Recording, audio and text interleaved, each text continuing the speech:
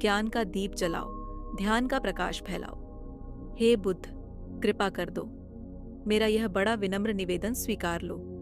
दोस्तों, अक्सर ध्यान लगाते समय हमारा मन भटकने लगता है। हम सोचते हैं, ध्यान आखिर है क्या और इसे सही तरीके से कैसे लगाया जाए। भगवान बुद्ध, जिन्हें ध्यान की प्रतिमा माना जाता है, ने इस दुविधा का हल बड़े ही सरल शब्दों में बताया है। आज की कहानी के माध्यम से आप जानेंगे कि ध्यान का असली अर्थ क्या है और इसे कैसे जीवन का हिस्सा बनाया जा सकता है। एक बार बुद्ध के पास एक शिष्य आया। उसने कहा, गुरुदेव, आपके सानिध्य में 3 साल हो गए हैं। मैंने पूरी निष्ठा से ध्यान किया, लेकिन मुझे कुछ प्राप्त नहीं हुआ, जबकि मेरे मित्र कहते हैं कि उन्हें ध्यान से अद्भुत अनुभव हुए हैं।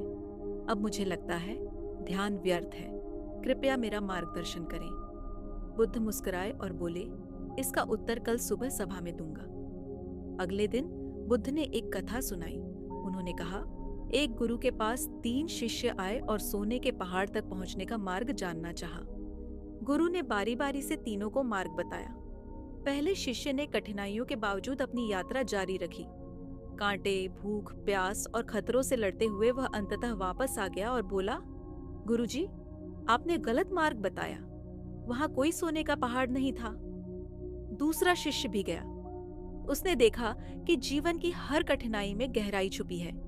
उसने सीखा कि पानी जीवन का अमृत है और दूसरों की मदद करना सबसे बड़ा सुख है। लेकिन खाई देखकर वह डर गया और लौट आया। तीसरे शिष्य ने बिना अपेक्षा के यात्रा शुरू की। उसने हर अनुभव को आत्मसात किया। जब खाई आई तो वह डरने के बजाय आगे बढ़ गया। अंधकार से गुजरते हुए उसने रोशनी पाई और अंततः वह सोने का पहाड़ देखा। वह समझ गया कि असली पहाड़ उसके भीतर था। कहानी सुनने के बाद बुद्ध ने पूछा, तुमने क्या सीखा? शिष्यों ने उत्तर दिया, गुरुदेव, असली ज्ञान यात्रा के अनुभवों में है, न कि किसी मंजिल की चाह में। ध्यान हमें जीवन की सच्चाई से जोड़ता है और आत्म शांति देता है।